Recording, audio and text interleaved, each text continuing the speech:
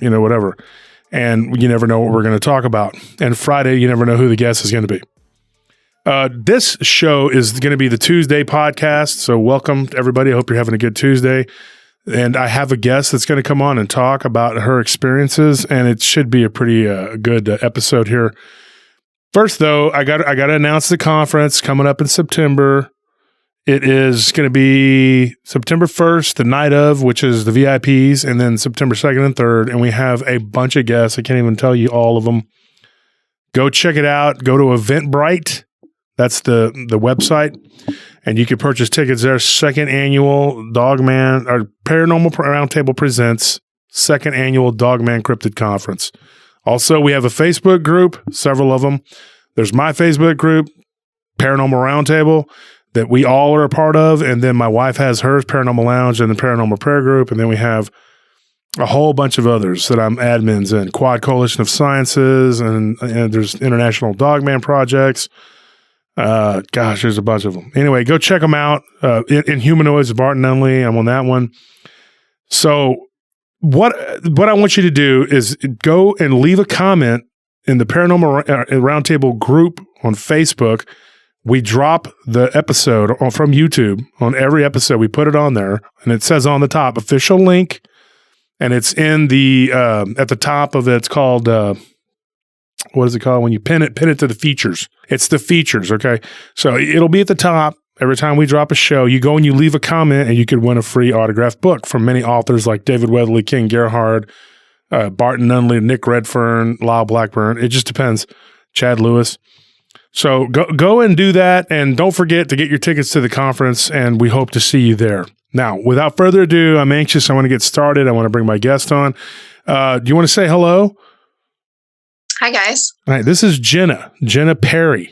Okay, Jenna, where do you live? Like what area? In Akron, New York. It's about 40 minutes outside of Buffalo, New York. And so you have had in your life quite a few experiences. Yep. Yeah. And so when we talked, we had a really long conversation. So I thought, man, you talk well, and you're willing to come out and be, you don't have to be anonymous, and you're not afraid to talk about it. And I thought that's awesome.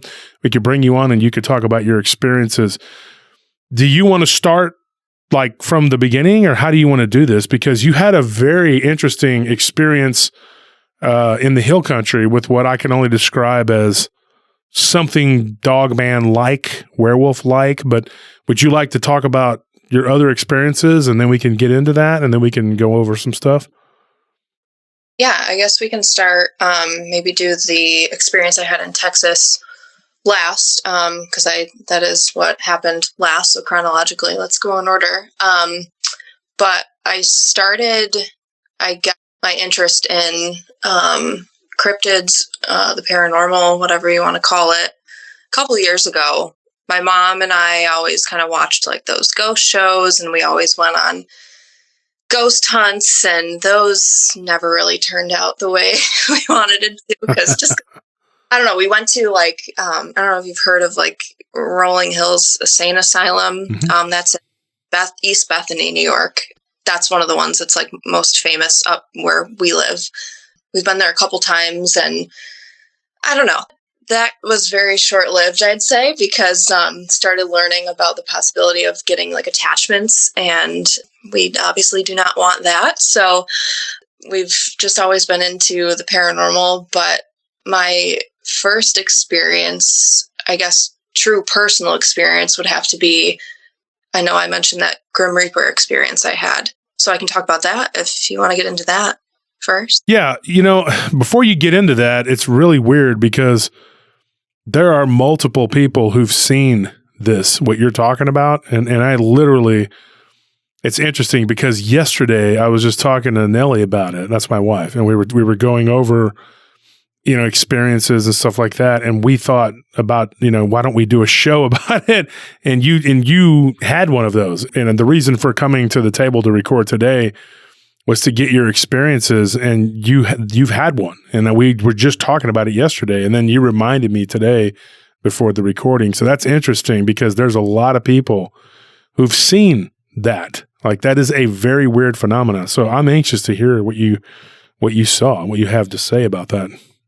Yeah. So, and I will preface that I believe it came from a Ouija board. I wasn't doing it personally, but I'm an only child. So I've always been really close to my parents, always around my parents growing up. And even so now they live super close to me and we're just very close. So I was kind of always the kid that hung around with like her parents and her parents' friends. And I think I don't know. I feel like I matured very quickly through that and grew up very quickly through just, being around older, more mature people. So one night, and I think I was maybe about 6.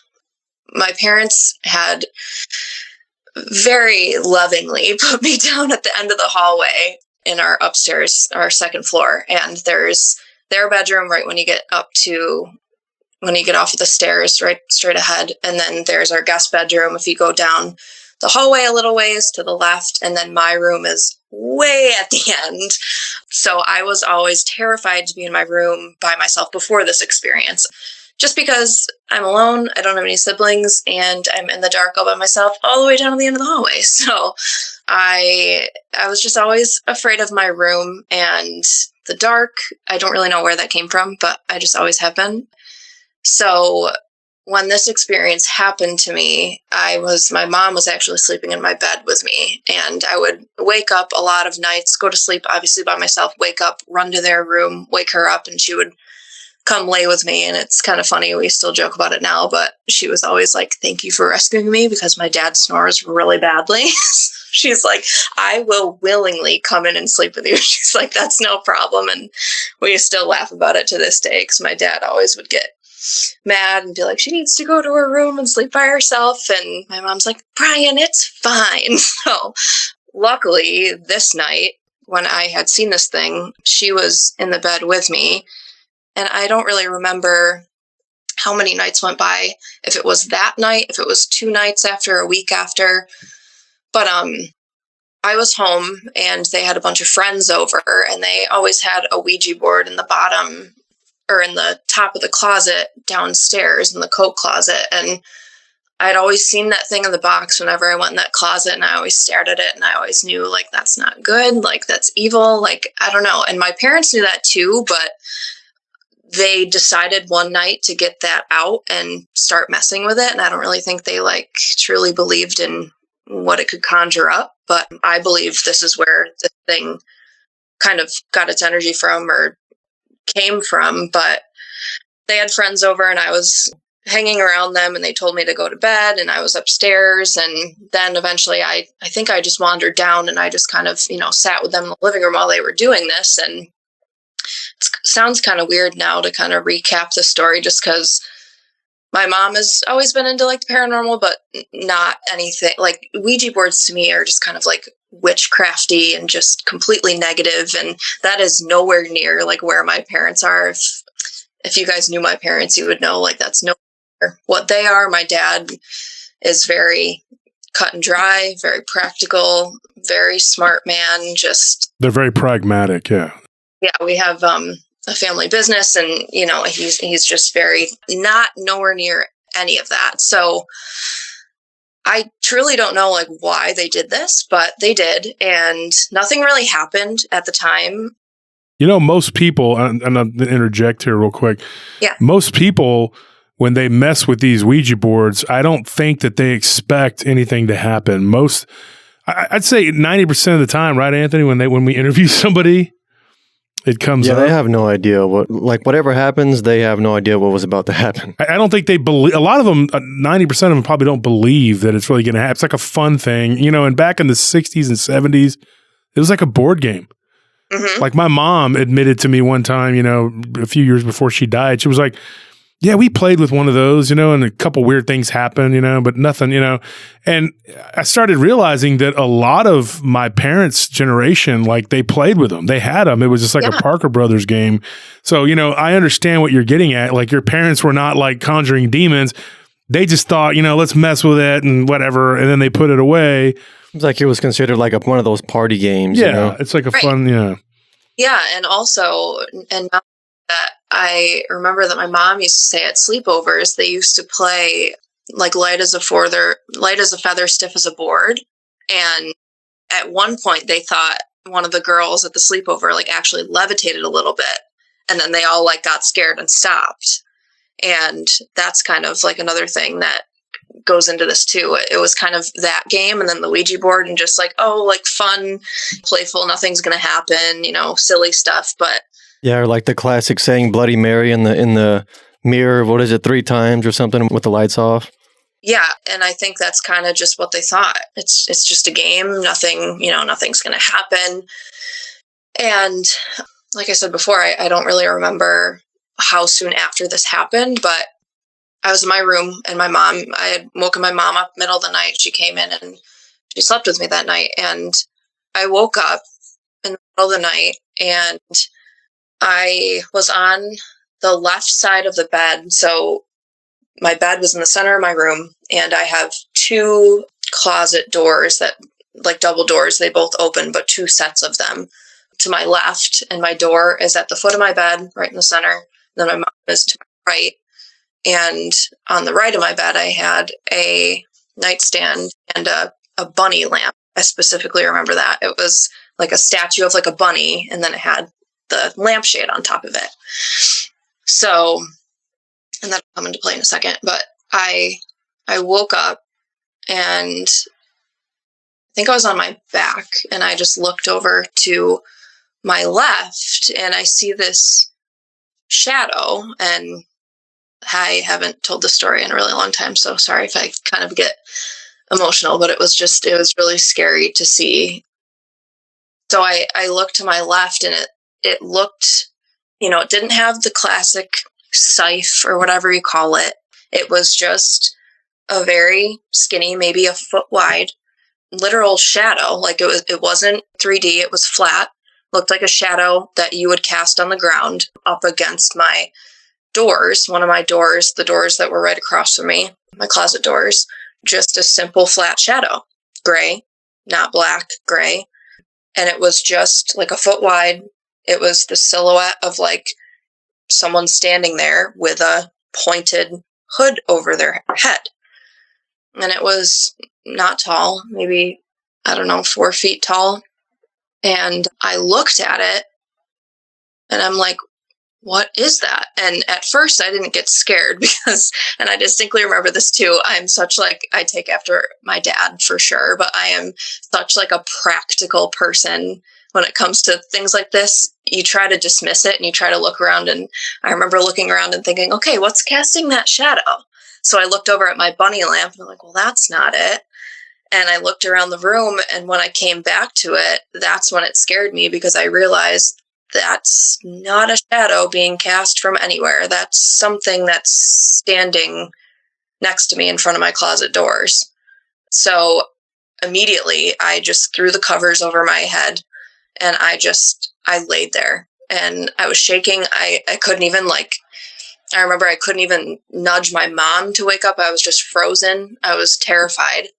And I don't even know how long I laid there, maybe 20 minutes, but nothing happened. I didn't hear anything. I didn't, nothing like touched me or anything like that. I think eventually I just took the covers over my head and thought, okay, I'm seeing things. And I looked back and it was gone. After that, I remember obviously being even more terrified to be in my room after seeing that, but I never saw it again. I always just felt like something was watching me in there after that. And we had a cleaning lady. She didn't know how to clear spirits out or anything, but she said she was older. And I remember one time I came home and my mom said, oh, she cleared that negative spirit out of your room. And I was like, how did she do that? And she's like, I don't know, but she said she did. And yeah, that was really like the last time I ever felt anything, which was strange. So I don't know if maybe she did know how to do that. She did know how to cleanse places out, But yeah, after she did that years later, I never felt like, it would just come and go when I was in there by myself. Just that feeling like someone was watching you, but nothing ever really came about that after. So that's that story. A lot of times, like what you were saying, how you said your mother wouldn't wake up, that happens quite a bit. When one of my earliest experiences as a little bitty child was like this weird dream I had, and I might have told this on the show, I might not have. I was like 3, and I know us Gen Xers, a lot of us still remember our childhoods, but it was weird. I was like 3 years old, and I remember it's these like weird looking, like looking back on it now, I've heard them called like wood elves or machine elves. They were these like dark skinned little dudes with really, really, really black hair and black eyes. And they had like these pointy ears, and they were crawling all over the bed. And one of them had like a little saw, and he kept trying to put it on my mom's ankle. And I remember looking at it and my mom kicking her leg every time when they would try to touch it. And they were like giggling and laughing. And I thought, I'm not dreaming. Like I'm awake watching this, but then I eventually cried, and my mom woke up and then put me back to sleep. We were laying in the bed together, and I woke up and I just thought it was a dream, like for years and years. But I remember my mom having like this little cut on her ankle, and her, like for years she had a scar there, and she's like, I don't know how that happened. I must have scratched myself in my sleep. And I remember thinking, like I didn't have like a whole bunch of stuff that I remember that was real profound as a child. It was like, as it got more, as I got older, it was more, because I think that I was able to actually ascertain that like, this is a spirit, not a human, not a normal thing. And as I got older, I started to remember more and more. But that was one of these experiences. And I kept trying to wake my mom up. Like I kept pushing her and trying to wake her up. And she would react to this weird looking instrument going to her ankle, but she wouldn't wake up for me pushing her no matter what I did. And I was like trying to smack her on her back and everything. And I was like, Mom. And she, I was, like I said, I was like 3 years old, at best, maybe 2.5, 3 years old. But it's a memory that's like just an indelible, image in my mind. My mom laying there and those little dudes trying to run around the bed, trying to mess with us. And it was like, I don't remember anything else happening in that particular house. My sister said that there was a lot of weird, spooky stuff, one of my sisters, but I don't remember it. I was too young, I just remember that. I have a couple other memories from there, but nothing weird, and the house was full of scorpions. I know that. Oh. But yeah, so we moved, but that's weird. That's like, I get stories like that all the time of people, like they'll see something and they'll try to wake their spouse up, and the spouse will not wake up. Like this one lady, she literally said she pulled her husband's hair, and he just kind of went like, and he would not wake up. And there's this thing standing there at the foot of the bed. She couldn't get him to wake up for nothing. And then finally she just started praying, and she clutched the rosary, and she said, I just sat there shaking in fear. And then I woke up and it was morning, and she told her husband about it. And he was like, I was dreaming that somebody grabbed my hair. She goes, that was me. You weren't dreaming. I pulled your hair. Why did you wake up? I needed you. And isn't that like the worst? Like you're sitting there. That's like a scary movie that you're watching. You're like, come on, just wake up. Yeah, I had this one guy, he was in Pennsylvania, and he had like this weird incident that happened. He lived outside of Pittsburgh, and him and his brother, they shared a room. Now, he admitted to me like he had seen Salem's Lot and it scared him. So I told him, I was like, and he's my friend Tommy, my childhood friend Tommy's buddy that he, worked with. And he's like, hey, I know you got that show, and I got a guy who's got a story. Real quickly, it's not a long story, but he said, dude, he saw something outside of his window. So I talked to him, and I thought it was like, now. This happened when he was like 11 or 12. And he grew up like in Pennsylvania, like I said. And he was like, no, he goes, when I was little, we lived outside of Pittsburgh on a little farm, And he said, dude, this weird thing came to my window, and I was always terrified of that movie, Salem's Lot. And the house that they lived in was haunted, and his brother had like a fear of clowns. So his brother would see this thing like a clown, Oh. Yeah, very creepy. And then he said that there was like this little small dwarf-looking creature that was floating outside of his window, scratching on the window. And he described it like something kind of like Eddie Munster mixed with the vampire.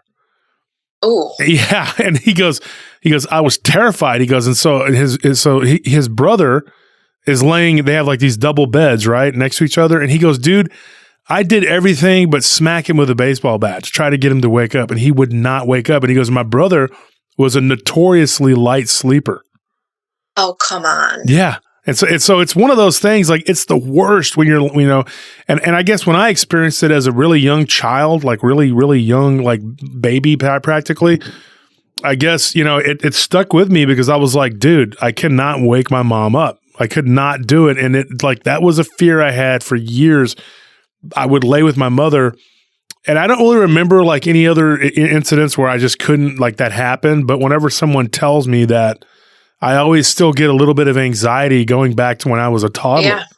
I remember her admitting probably a couple of years before she passed that she remembers seeing those little creatures in that house, and that when they would talk, that it sounded like gibberish, that you couldn't understand what they were saying. It didn't sound like any other language. And like the first thing I thought of was, the way those little minions speak in Despicable Me. No, I could tell you like, exactly. It's like this high-pitched gibberish, nothing. I could tell you exactly how they sounded. They sounded kind of like, because over the years, like I'm pretty good at doing voices. I'm not Rich Little or whatever, but I can do them. But it sounded kind of like, and they would do it in quick little bursts. And then they would go like that when they would laugh, and they'd run around. And it sounds cutesy poo, but they were malicious. Yeah. And I only saw them like once or twice. There was one other incident. Now, this gives me the chills, and actually it happened with your Uncle Ralph, Anthony. And we were out on the porch, and like I said, I don't want to take up all the oxygen in the room. This is Jenna's time here, but let me tell you this story. I mean, there was one we saw on the porch, and Ralph, your uncle, was kind of, he could be mean-spirited at times. You know that. Oh, yeah. So he took a dirt clod and threw it at it because it was during my birthday party. I was like turning 3 or 4. I can't remember what age. And he threw it, and it ran around the other side, and it came back with what looked like a little sword. And we got freaked out because at first we thought it was a toy. So then we ran and we told my parents, and I still don't know what that was or who that was, because it just looked like a little Hispanic dude with pointy ears. That's what it looked like to me. And my cousin, your uncle, he said, there's a kid here that he's somebody's kid, and my dad's like, when he's describing him, my cousins on both sides were there.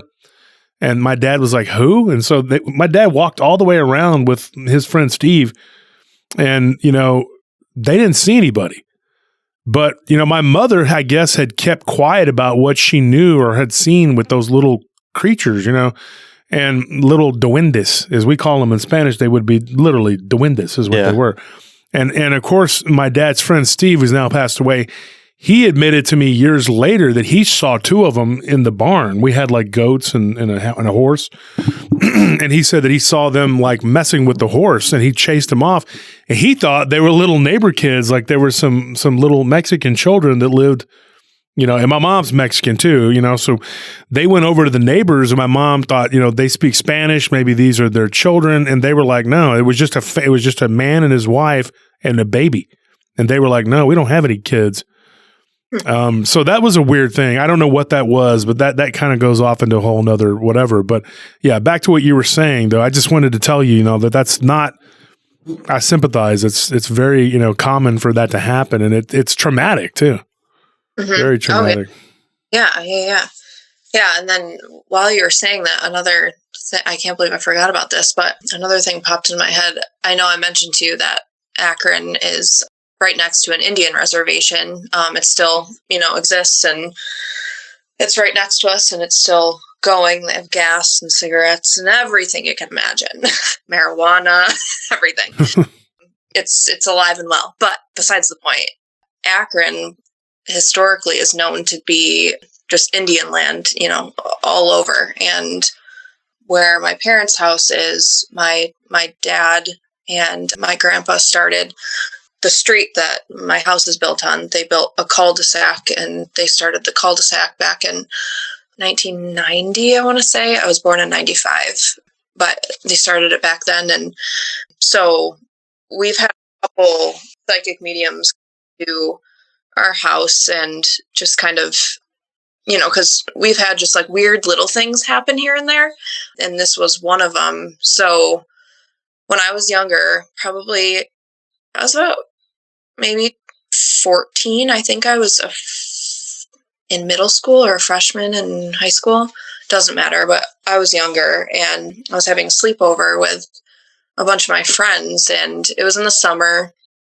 And besides the Grim Reaper story, nothing had happened to me besides that in the house. But when I was having the sleepover with my friends, we had stayed up all night and we were in my room, and my room overlooks, there's like a island in the middle of our cul-de-sac and just had pine trees in it. And earlier that day, I think my parents had like trimmed down like limbs of trees or something, but there was a big pile of brush on the island right across the street from my window. And at one point in the middle of the night, of course, it was probably around like 3 a.m., we look out the window and we see, I kid you not, and looked just real as day, an Indian standing behind this pile of brush. And you could only see like from his waist up. He had darker skin, the classic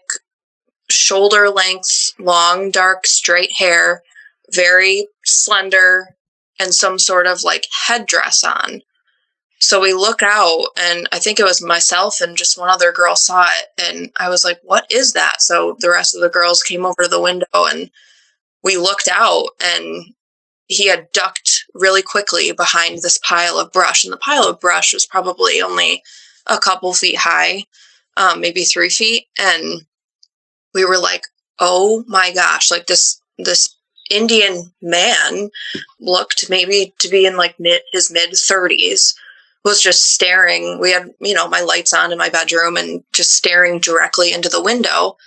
And everyone was like, oh my gosh, like, I was like, did you see that? And some girls did, some girls didn't. And I remember we were so scared to leave my room. We had slept with my bedroom door locked. We turned off all the lights, didn't look out the window again after that, slept with my bedroom lights off, locked my door, and slept on the floor with all of our feet up on the door because we were so terrified that he was going to like come into the house. And of course, there again, my bedroom's all the way down the hallway. So we're like, we're not running down to my parents' bedroom to wake them up. Like, we're too scared. And we literally in the morning, my mom tried to open my bedroom door and we all woke up and we had our feet in the air up against my bedroom door. And she's like, what are you guys doing? And we were like, we saw something. And for years, they never believed me. And I told her about it again, a few years later. And she was like, was that real? And I'm like, yes, that was real. Have I ever, made up a story like that or lied to you like that before? And it's just crazy because the Indian stories and just the energy around where we live it's real and it's crazy. But yeah, that's another random story going from the Grim Reaper to an Indian man outside my window. And that was Iroquois land, wasn't it? Yep. Yeah, the Iroquois, yeah. Because that whole region, I know that there were like originally there were the tribes that came from that area where you're at. They became I believe like the Iroquois, and eventually they kind of intermingled with the Cherokee.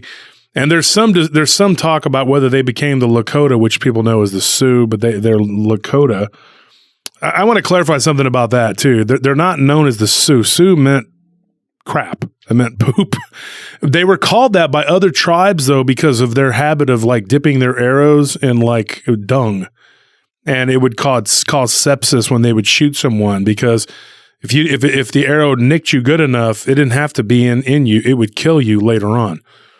So that was a very clever trick that the Lakota were known for. But anyway, I digress. On those tribes though, they came out of that region and they settled down. And Huron, I think the Hurons kind of came out of that. They're all part of that whole the Mohawk. that whole region right there, they spawned a lot of different, they all were originally from the same people, and then they just kind of spread out. But Algonquin too, I think they were originally, that's what they all were Algonquin, and then they split up into tribes and sub-tribes. The guy that you saw standing there, was his head like bald and then with like just hair at the back, or was it long all the way over? I think it was long all the way down to his shoulders, and it was just straight and black, and he had some sort of headdress type of thing on.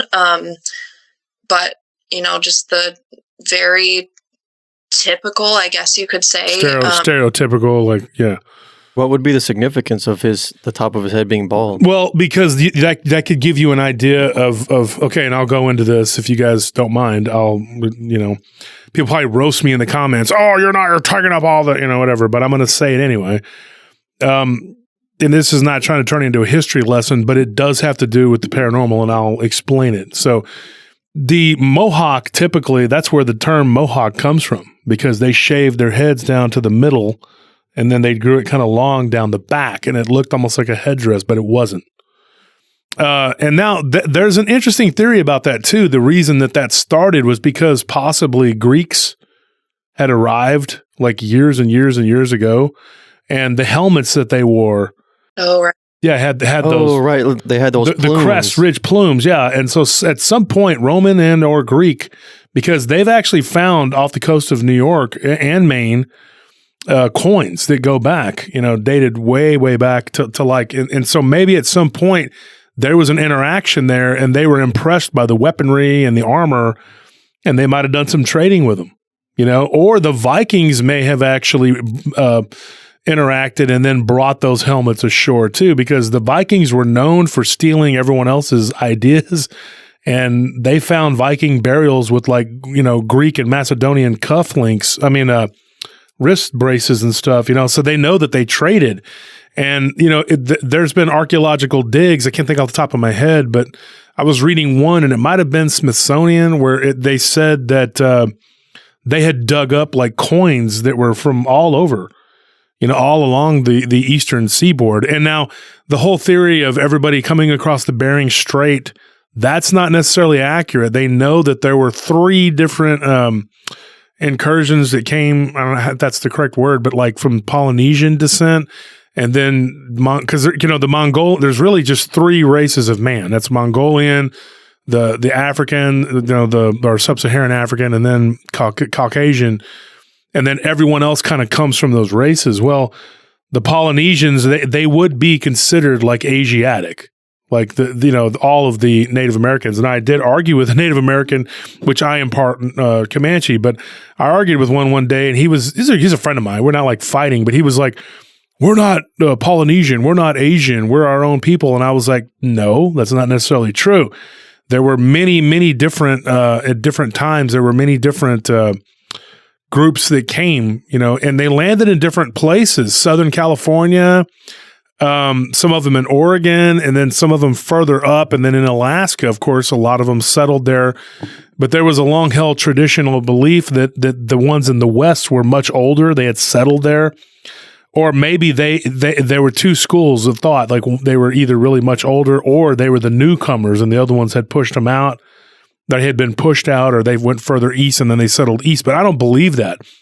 I believe that a lot of them did travel and sail around to the east. And I'm talking like from South America, and then they went back and forth, up and down, and there were trade routes. And I think that civilization just went on and on and on. And this could have gone on for 15,000 years.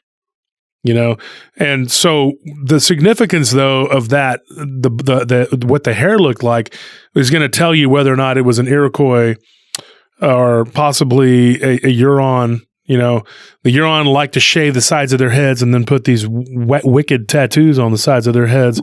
The Mohawks tended to have that hair that kind of looked like a Greek plume. And it would tell you a little bit about their traditions of how menacing they would be. And I don't care what anybody says, Skinwalker, yes, that's a Navajo term, and you're just getting in, when you nitpick that, you're just basically getting into like, well, that's a Navajo thing.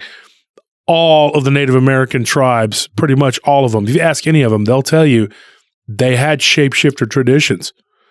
And the Vikings did too. It's very weird how closely they resemble one another in their beliefs. And then the Celts were pretty much the same way. At one point, they were running around naked with loincloths, painting themselves blue, screaming and yelling and scarring themselves up. It's a tribalistic mindset that goes back millennium. And it's hard to say, now if this guy, his hair was just absolutely straight and combed backwards, whatever, and there was no baldness or what looked like shaved patterns, I would hazard to guess he's probably going to be just an Algonquin, like of a traditional Algonquin.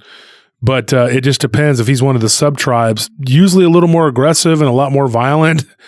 And they had shapeshifter traditions. And some of them go back to like the Gugwi. Like there was this creature that they could shift into that they really believed this. And some of the French trappers, they took those traditions with them to when they got driven out of Nova Scotia. They ended up in Louisiana, and a lot of them, the Rougarou stories, they think, oh, they brought it over from France. Well, in France, they had this thing that was called the werewolf.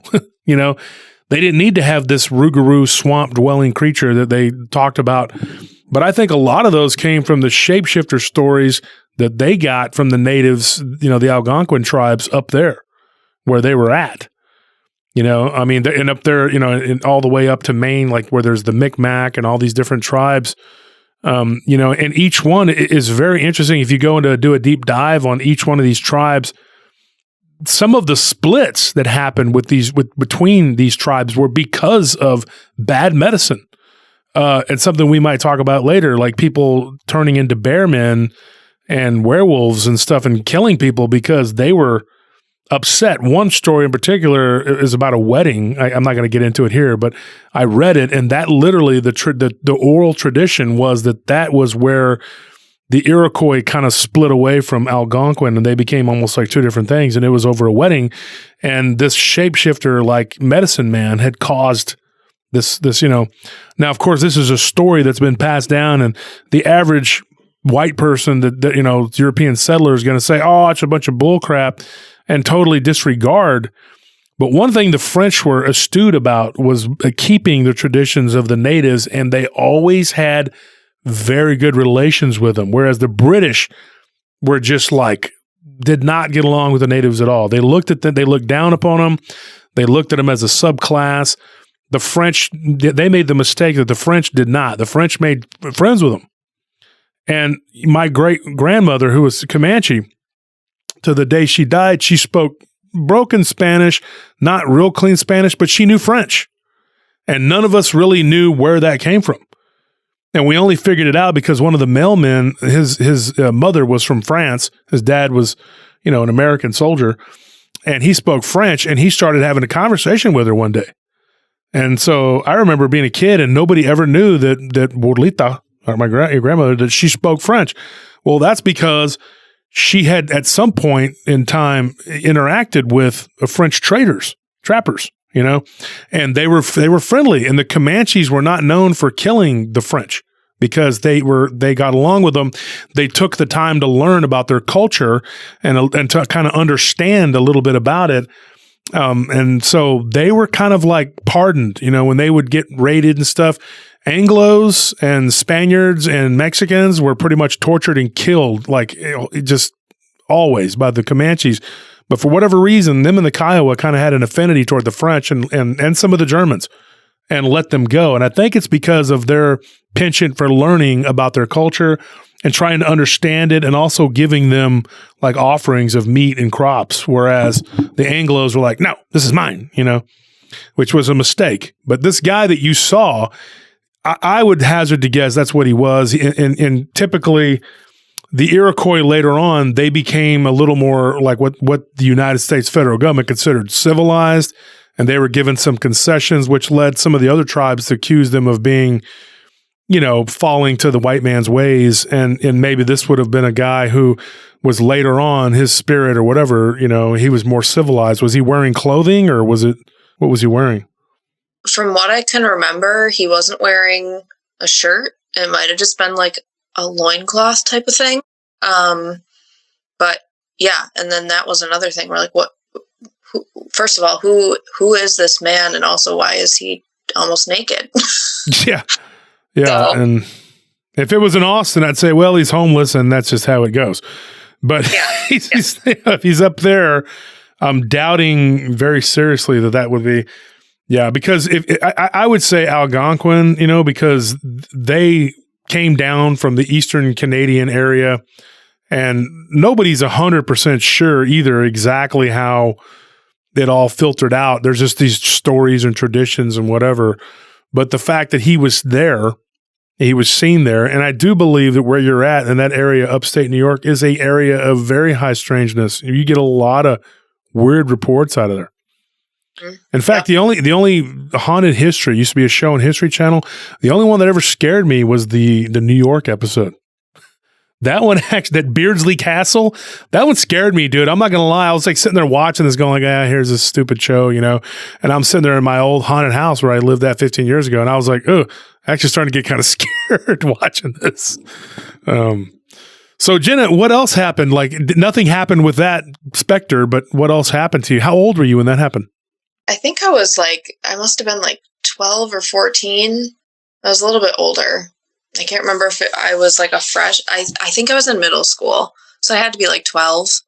But yeah, nothing came of it. Never saw him again. Nothing. I wonder why he chose to appear. What time of year was it? It was summer. Yeah, that would explain him not having a shirt. But I was going to say, if it was winter and he appeared like that, then that's definitely spirit. You know what I mean? Like, oh yeah. Right. But anyway, that's a weird experience. And so, living next to like an Indian burial ground, reservation, whatever, / whatever, do you feel like that contributed to a lot of the paranormal activity that you experienced as a child, or do you think it was just like a coincidence, or how do you feel about it? Yeah, no, I definitely, I think it did. So our house was built 27 years ago, my parents' house, and it was said that was just Native American, could have been burial grounds, could have just been land, but overall there's just been like some weird things that have happened in there, which it shouldn't. Obviously, it's a newer home and nothing's ever, we built it, no one's ever passed away in it.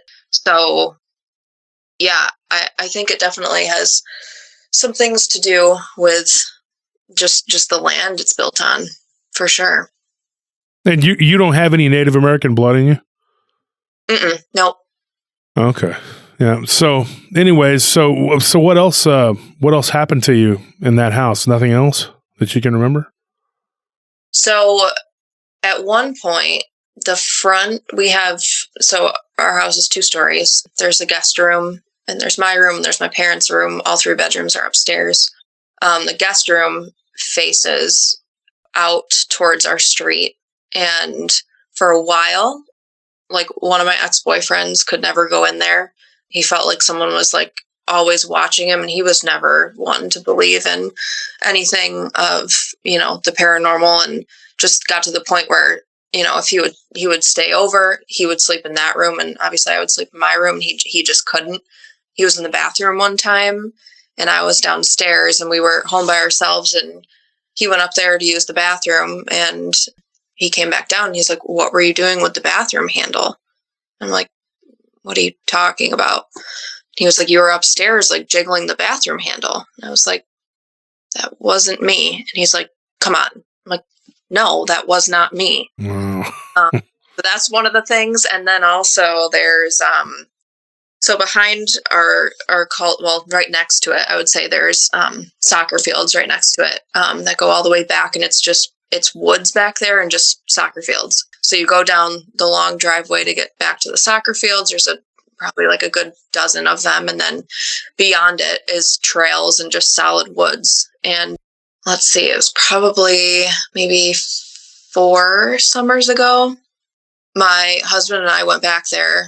We were just dating at the time, but we went back there and we were just walking the trails, and something about that area back there, and this is, again, right next to our cul-de-sac where we live, and something about that area back there just has always felt negative and just eerie, and you just feel uncomfortable when you're back there. Not, in the open fields per se, but just when you get back into the woods and the trails, you just kind of feel like you shouldn't be back there.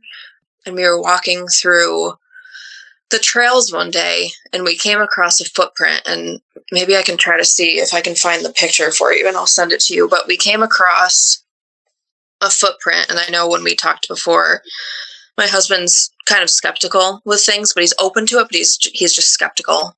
But we were walking, and just one footprint, a bare, like someone with bare feet walking through the trails, the muddy trails, like it was in solid mud.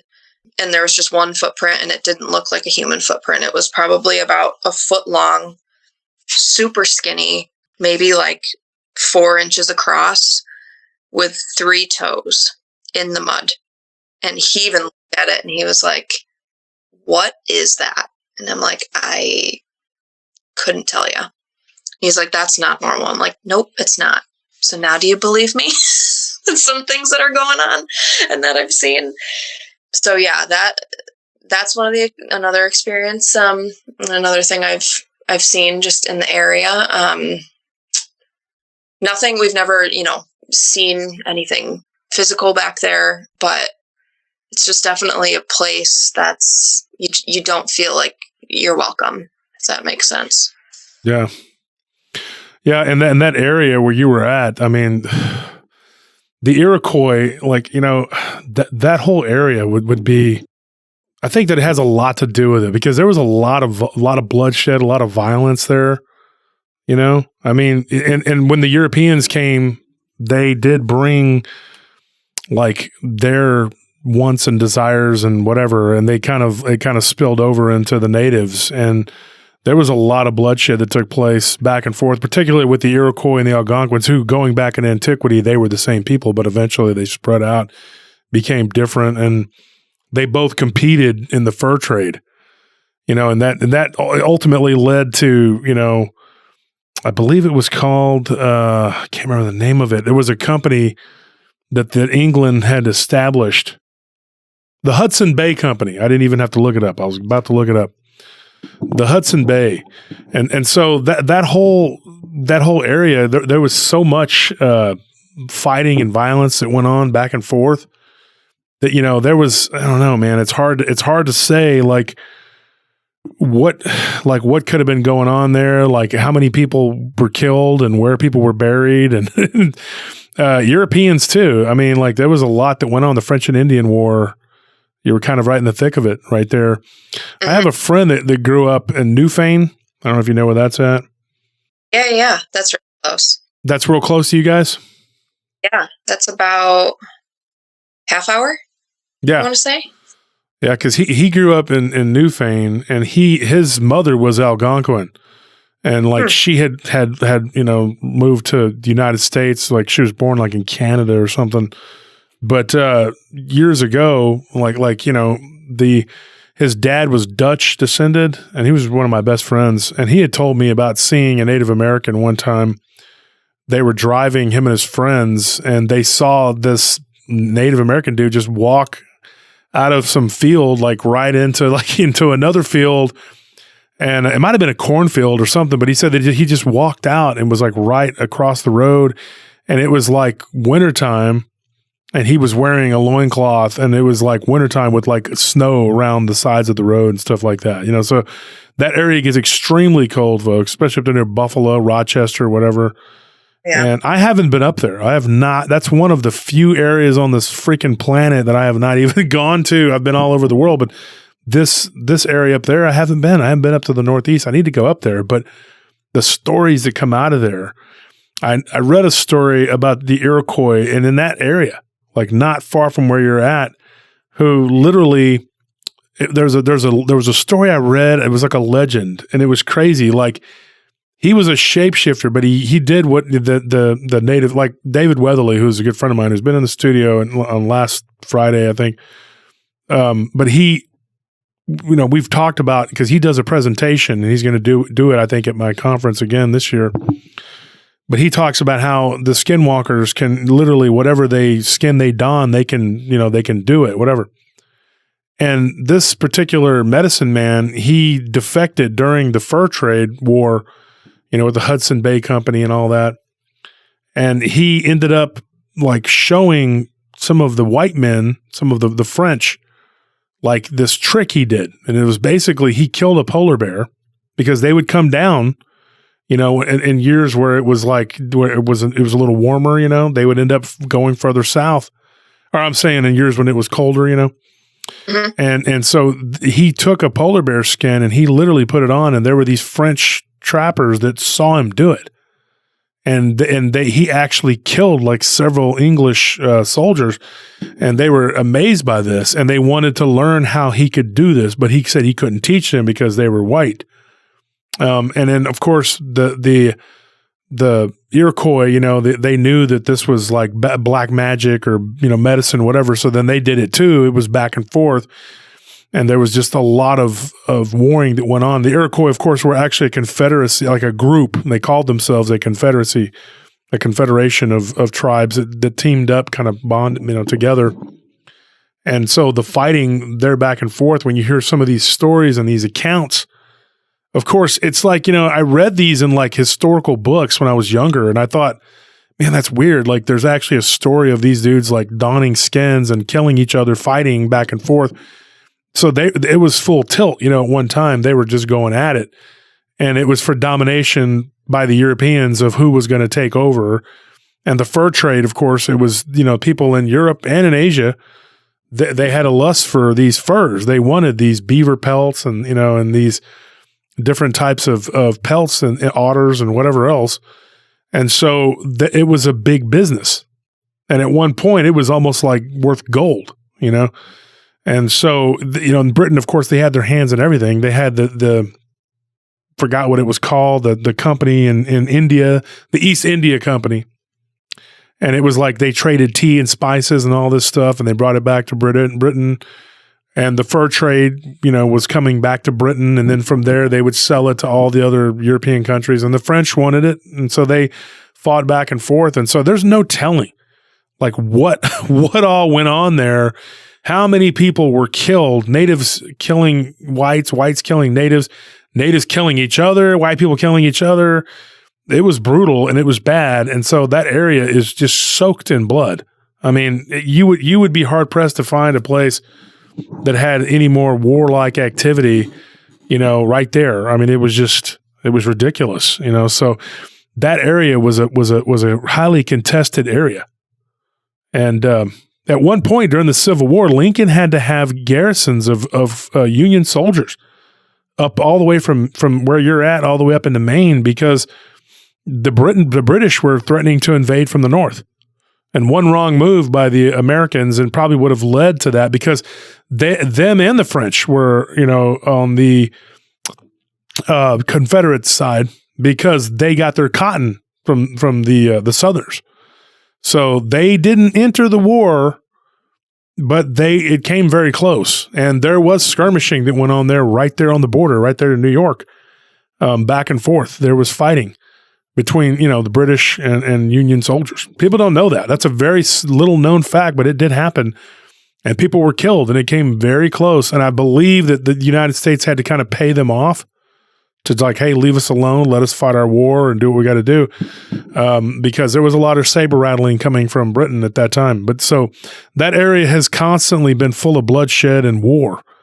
And so it doesn't surprise me anything that comes out of that area. I mean, we get stories about weird stuff all the time out of the rakes and, lake monsters and all kinds of ghosts. Oh my gosh, dude. I mean, there's a lot of it, but sounds like you're right in the thick of it.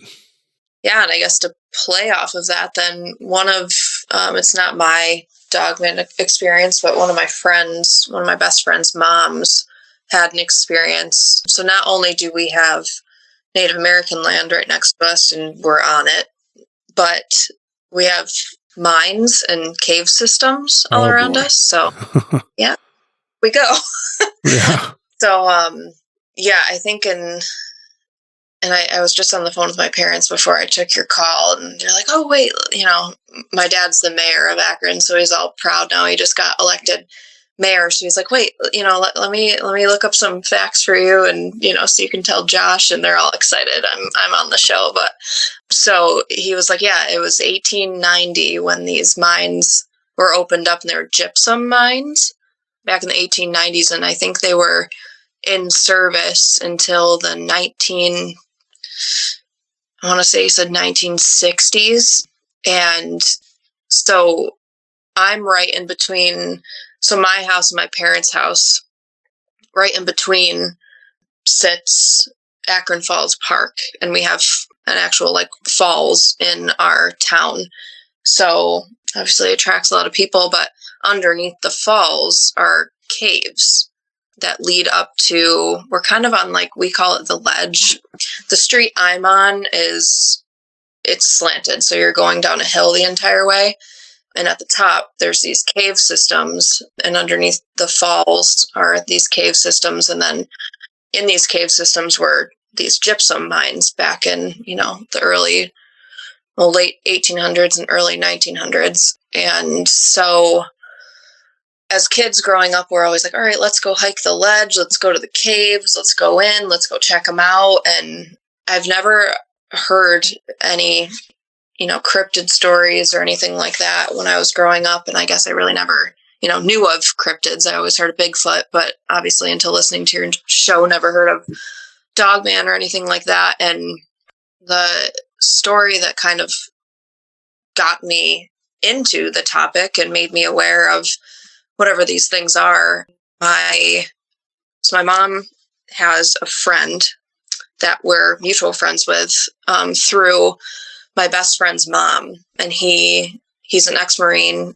He's had experiences happen to him, and more so dog or Bigfoot experiences. And so we kind of got in touch with him through my best friend's mom and started talking to him. And I don't really remember how it all unfolded, but we became friends, and we'll get together with him sometimes and just talk about experiences we've had. And he's just also a very good storyteller and just has a lot of stories from being in the military, and just a very interesting, down-to-earth guy. And so we got in touch with him, and one day, it was in January, it was right after the new year, and I won't use her name, but I'll call her Laura. I'm like, he contacted my mom, and I was like, did you hear the story that Laura has? And we were like, no, what happened to her? And I'm thinking, what happened to my best friend's mom? Because obviously she's my best friend and I'm really close with her. And